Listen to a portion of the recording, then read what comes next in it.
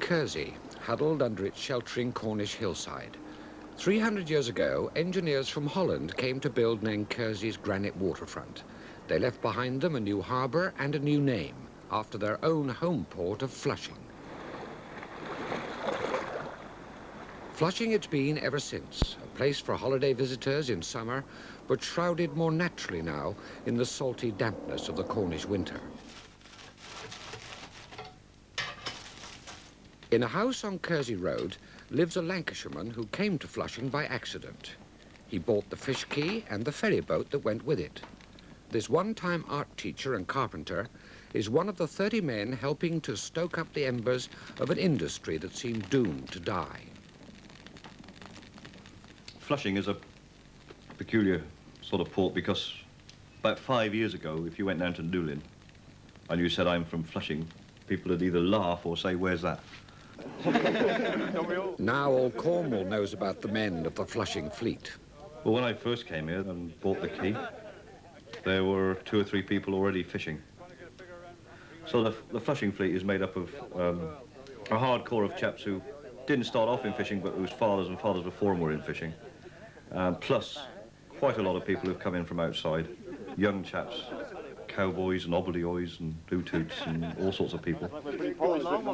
Okay, gentlemen, I want to take the picture here, so I've got some of the fleet in the background. Please. What I'd like is some... Native Cornishmen and a smattering of foreigners. Among them an ex-paratrooper, students, a dentist, all sharing the common endeavour to put Flushing back on the fishing map. Yeah, come on, Alan, me and you. Same again, we're going to need another couple. You hope that he paid a few fish scales, right? Sonny.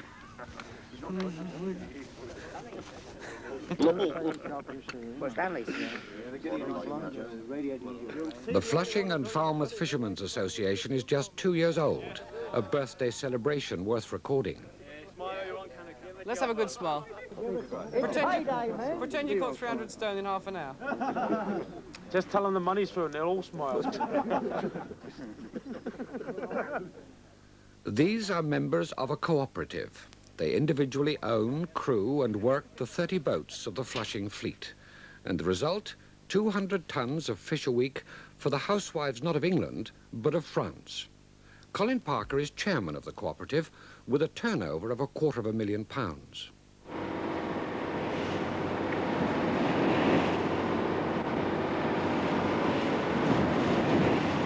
Colin's working day is 12 hours long. The same goes for Moe, Charlie, Huntley, Gomer and the rest. 6 in the morning, from late September until March, it's away through Falmouth roads, heading west for the Lizard. 2 hours steam before dawn when the shoals start running, and the day's fishing can begin. Anyway, we had marks out here yesterday. On the way home, we had a look around here for about an hour and a half. And we had several good marks out here. Yeah, maybe we'll come back to the city.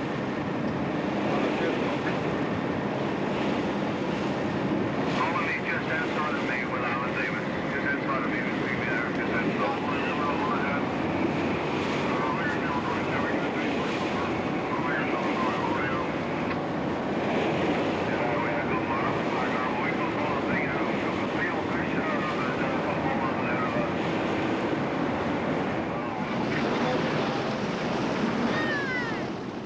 Our main area of fishing, as far as anyone from Falmouth or Flushing or this area is concerned, is from the Dodman to the Lizard.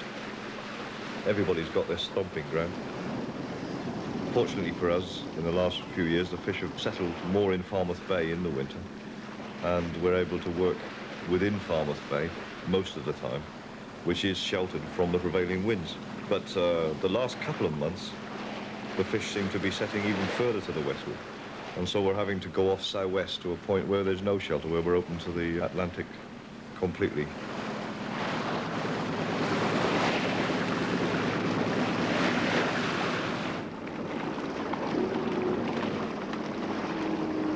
Are they catching them all down, are you? That's where they're catching them all down.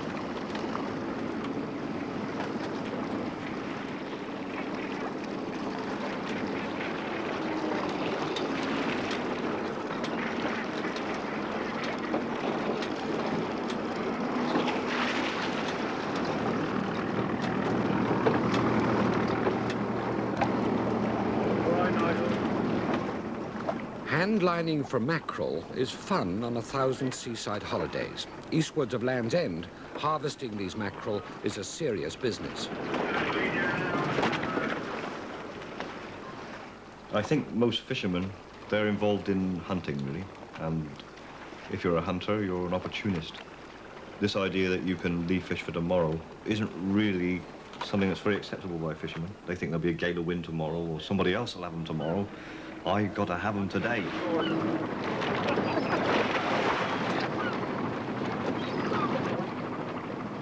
Everyone is always grabbing what they can when they can, and you can't really blame them because the whole thing is pretty sort of precarious in many ways. You are snatching things from nature, from out of the sea, from under nature's nose, as you might say.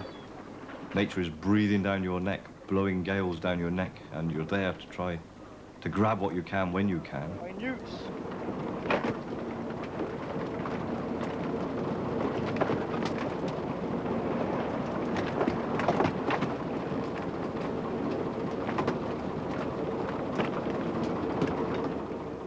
The gurdy is a Cornish invention, obviously a corruption of hurdy-gurdy. Endlessly tiring at 2 wines to the fathom, but entirely right for the job. Yeah. Easy. I've got 1 or 2 munching here. They're a bit slow still. They're a bit bloody teasy though, aren't they? They'll stay down there too long and have a bloody bunch. I don't pull. Drop away.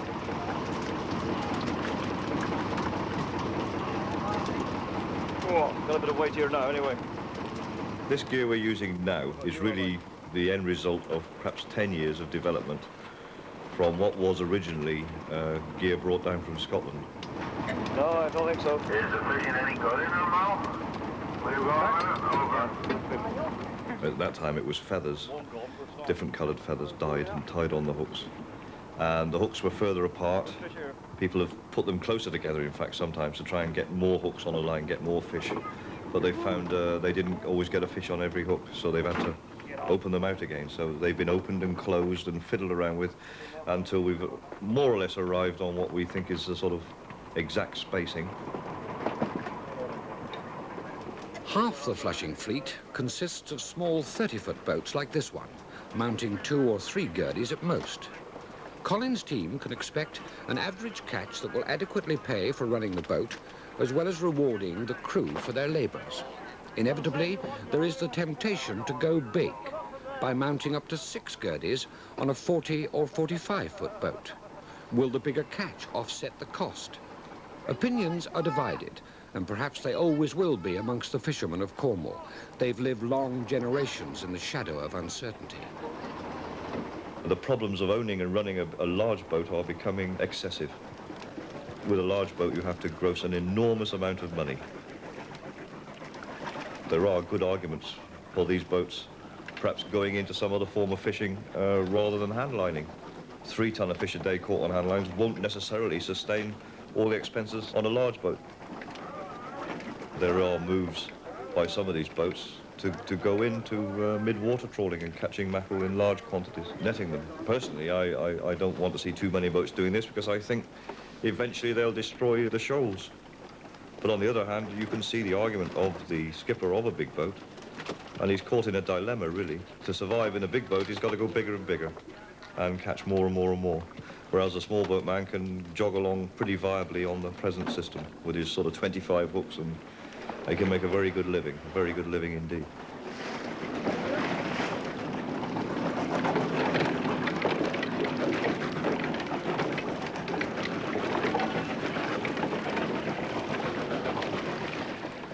I think every fisherman in Cornwall at the moment is worried about the future.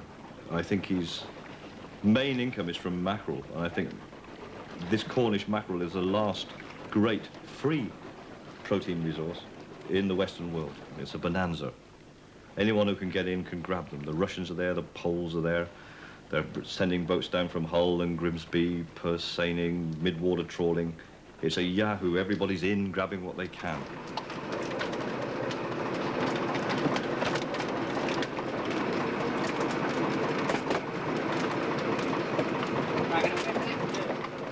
By late morning, 100, sometimes 150 boats have joined in a bonanza. Boats from Newlyn, Mevagissey, Lewes, St Ives, Porthleddon, lovely Cornish names, even Plymouth, Brixham, the Isle of Wight, the Channel. A sight like this hasn't been seen off the Cornish coast since the pilchards disappeared all those years ago. Flushing people are not always aware of the turn of events out to sea. Annoyed perhaps by the fish lorries that come and go down the main street, often preferring to await the rewards from summer lettings for houses once owned by locals and more recently by absentee or holiday landlords. The property bonanza is receding. The way is opening for locals to afford to live in their own village. Once more in Flushing, there's a place for the backup skills a fisherman will always need. Any of us can make gear. I can make gear. Yeah, any of the fishermen can tie gear. He knows the basic knots involved. To make really good gear that fishes well is something that I think you need to specialise in, really. I think a lot of fishermen could tie their own gear that fishes well, and some do. But when you've had a day of it out there, you don't want to be fiddling around in the evening gear. And these ladies now have got it off to such a fine art.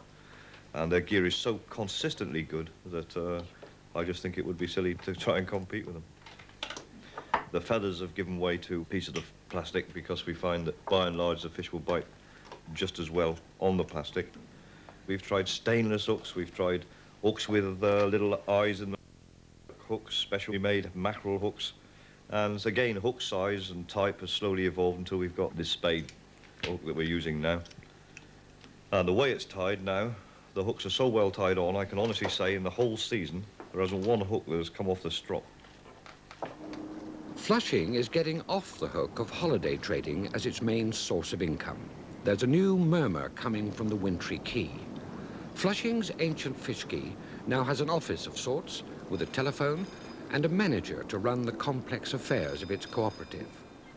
With the fleet still at sea, Mike Sutherland has to anticipate the size of today's catch, order the lorries and the ice he'll need to chill the fish on its overnight journey to the dinner tables of France. The weather's deteriorated rapidly since I spoke to him first thing this morning. We've got an Atlantic Marine lorry on the way down, and there was going to be one of yours as well. If he can give me a ring as soon as he comes in, because I don't think there's going to be enough fish for the two lorries. Flushing fish has an acknowledged reputation on the French market. Fresh from Cornwall is the slogan, and they want to keep it that way. In the end, you're wet with the sea and the wind's blowing up your nostrils, and you are sort of part of it. You drag fish out of it, and you beat them off, and they fall on you, and the scales get on you, and the mess gets on you, and you've got to stick it out.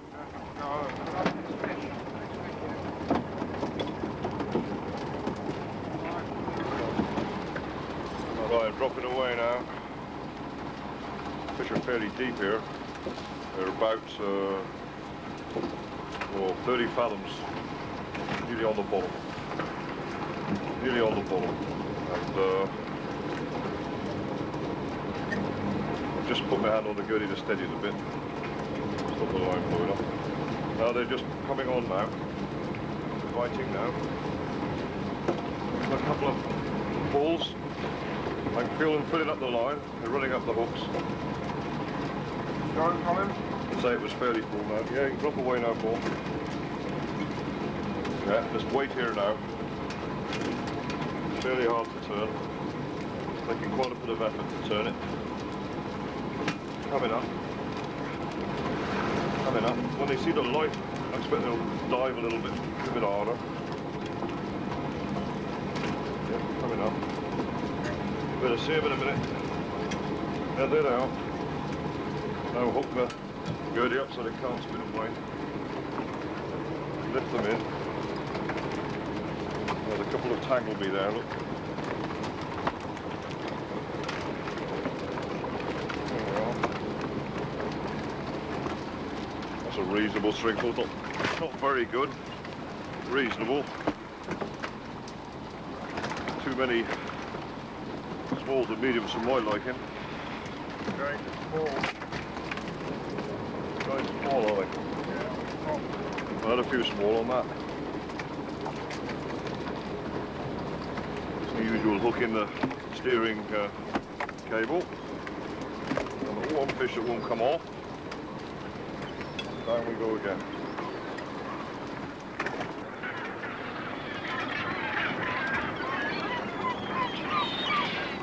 You've got responsibilities, you've got men with you who've got a family, they want a day's wages and they want to stick it out. You've got to stick it out. You do stick it out, you want to stick it out.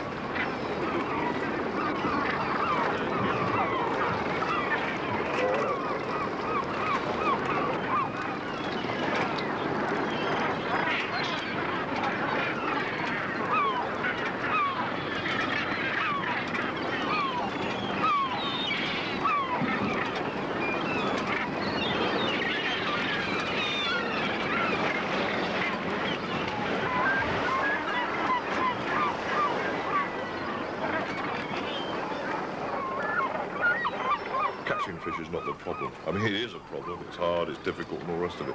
But it's only half the problem. The real problem is selling it. We've got nearly 30 boats with a landing capacity of perhaps 40 tons of mackerel a day.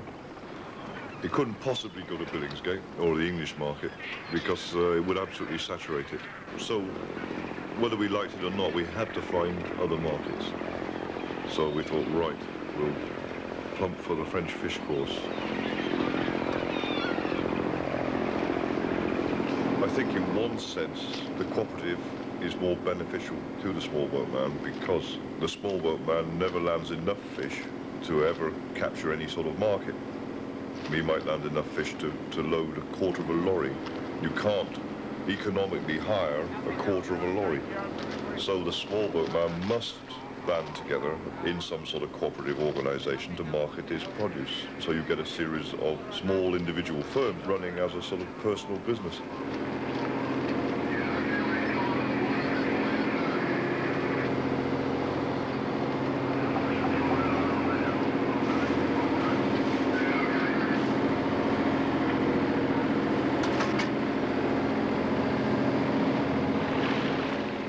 A catch which you and I will never see. Such is the disregard for mackerel by the British stomach. Fishermen are puzzled by this lack of home interest in the mackerel. It's a lovely fish and would like to change it. But how?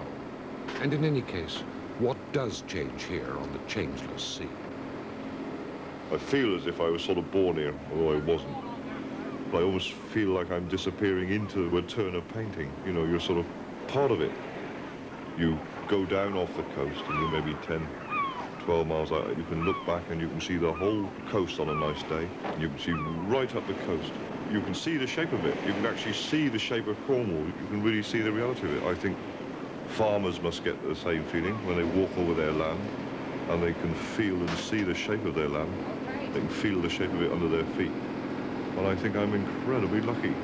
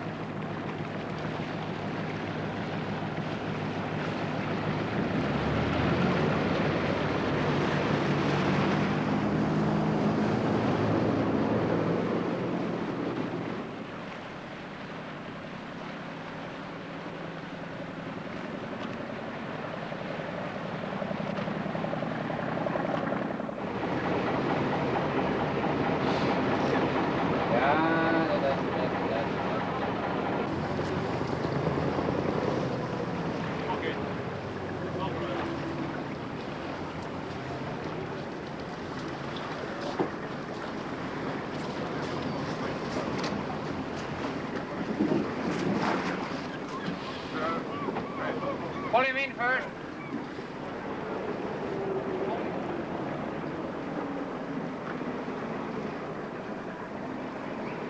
Check him.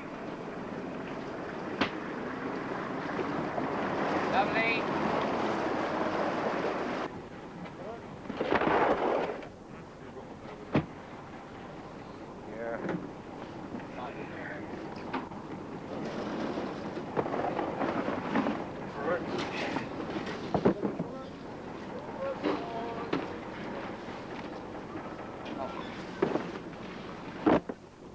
Each box brings in an average of £3 to £4 to the fisherman, up to £25 in the shops. The economics of the fish trade are far from easy to understand, but then they always have been. Still, the boats put to sea to bring in the mackerel, which overnight will go to France. And Nankersy's little quay is a fish quay once again, the landfall of the Flushing fleet.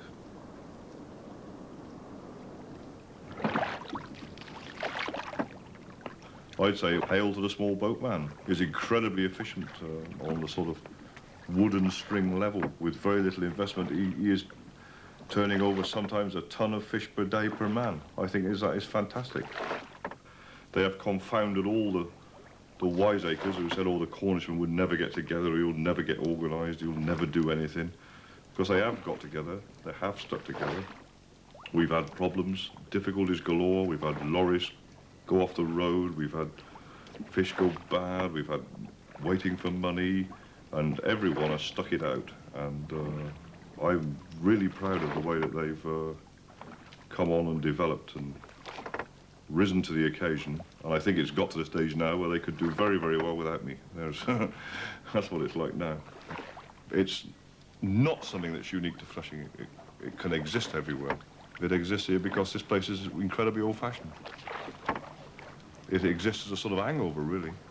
And yet, as a hangover, it's become in the forefront of what people are searching for. And that is great. You know, Flushing has an identity now. Flushing is not nowhere, Flushing is fishing.